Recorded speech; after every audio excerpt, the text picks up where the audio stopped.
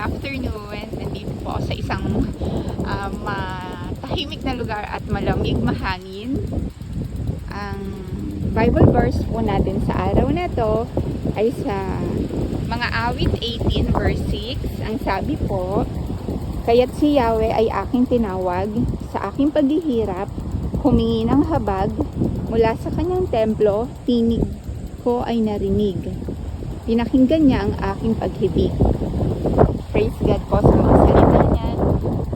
Ano man daw po yung mga pagsubok na meron tayo dito sa lupa, kung naghihirap man tayo sa mga suliranin natin, alam po ng Panginoon yon. Nakikita ng Diyos at alam niya yung mga nararamdaman natin.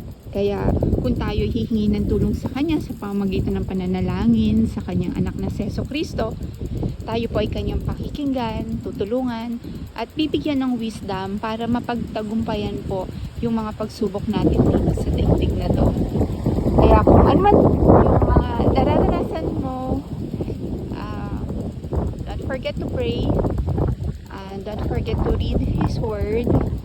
Maganda po na magbulay-bulay tayo everyday sa mga salita niya para mas marinig natin yung gustong ipagawa sa atin ng Panginoon, gustong sabihin sa atin ng Panginoon, at sa mga comfort na ibinibigay niya sa kanyang mga banal na salita.